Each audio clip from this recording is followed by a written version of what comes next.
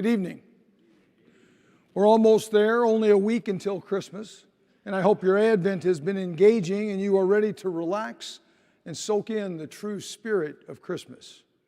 And if you're not quite there, fear not. You still have 7 days. Each week we break open the readings, seeking the essence of what God is trying to tell us.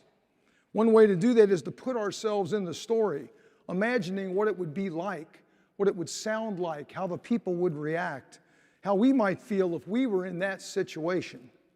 It makes the stories real, and as we reflect, our understanding grows. Let's try it today. Mary was a teenage girl engaged to a laborer. She was from a small town in Galilee. When we visited a few years back, they estimate maybe 200, 300 people lived in Nazareth at that time. I would assume she was living a simple life, most likely filled with traditional chores. I'd assume she was obedient to her parents. After all, she was full of grace, a delightful young lady. And then one day her world was turned completely upside down by an angel. Behold, you will conceive in your womb and bear a son, and you shall call him Jesus. Some accounts say she was greatly troubled, and can you blame her? I can only imagine what was running through her head. What will mom and dad think? What will Joseph think? What will the ladies at the well think? Do you think they gossiped back then? Just like today, I'm sure they did. We know the rest of the story, but what if you were in Mary's sandals? I probably would start to cry. But amidst the chaos, and be assured there was chaos, armed with grace and an abundant faith, she decided to trust in God's plan. As she told the angel, I am the handmaid of the Lord, be it done to me according to your words. And what about Joseph? I'm sure he was overjoyed to be engaged to such a beautiful young woman, possibly until she found out that she was with child. Words that would shake the foundation of most any family sitting here today. Imagine the disappointment. We're told he was planning to quietly walk away. This was not part of his vision for the future. Enter another angel with a new vision. And amidst the chaos, be assured there was chaos. Armed with grace and an abundant faith, he decided to trust in God's plan. Unlike Mary, we never hear a word from Joseph. But as we know, actions speak louder than words. He walked the talk of his faith. He listened to his God.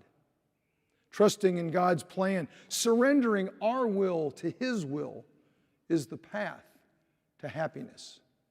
Our trust grows when our relationship with God grows, through prayer and the sacraments, through reading his word, which is a beautiful love story of God's abundant grace, by living our lives with a grateful heart. We start to realize that the words that the prophet Isaiah had were true. The mountains may fall and the hills be removed, but my steadfast love will not depart from you. My covenant of peace will not be removed. God's love is unconditional, constant, generous, forgiving, and compassionate. And he desires to be in a relationship with us. That is good news. He's always reaching out. Consider the gift of his Son, Emmanuel, God with us. Despite our sinful nature, God blessed the human race by sending his Son to be one of us, to show us how to love. The God of the universe became poor in the ultimate act of solidarity. He's walked in our shoes. He knows what it means to be a refugee. He fled to Egypt to escape persecution. He knows what it means to be a laborer. He was a carpenter's son. He knows what it means to be homeless. The Son of Man had nowhere to lay his head. He knows what it is to be rejected by his friends. Before the cock crows, you will deny me 3 times. Jesus knows what it feels like to suffer and to die. So why did he subject himself to this? because he trusted in his Father's plan. He gave himself completely out of love for us. And as Christians, we're called to do the same thing. Just like Mary and Joseph, that only happens if we say yes to God's plan for our life. The German mystic Meister Eckhart saw something with great clarity. Every Christian has the vocation of Mary to bring Christ into the world. We each do this in our own way, with our own style, reflecting our own unique gifts.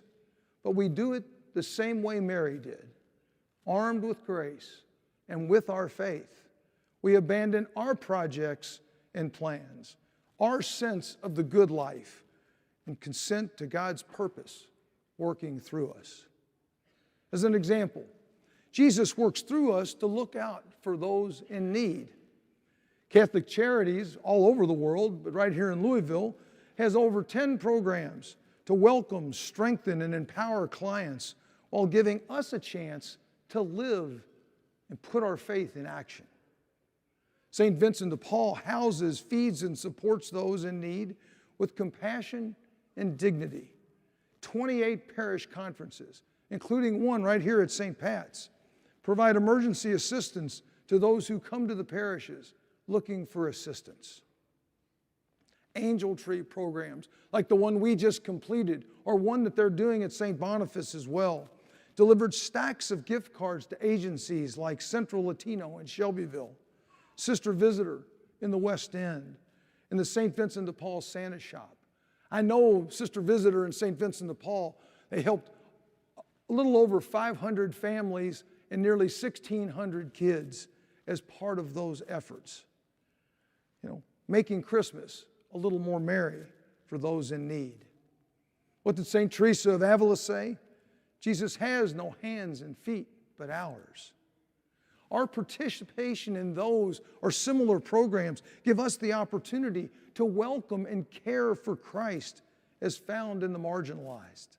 It gives us a chance to bring Christ's love into the world, one relation at a time. And those examples just scratch the surface. Many more take place in our homes every single day. Think of all the moms and the dads who are giving it up this week to make Christmas more special for their family and friends.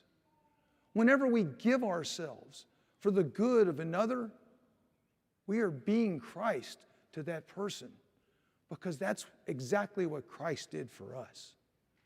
Amidst the chaos, be assured, I know there will be chaos as we make our final preparations this week. Let's not forget what fuels the Christmas spirit: God's unconditional love. The magic of Christmas is not in presents, it's in His presence among us. The magic of Christmas is not in presents, it's in His presence among us. Emmanuel, God with us. A God who wants a relationship, a God who deserves our trust, a God who wants to work through us, just like He did with Mary and Joseph, to bring His love into the world. May your Advent close strong and your heart be open to welcome Christ with great joy next weekend, both at home and in our community.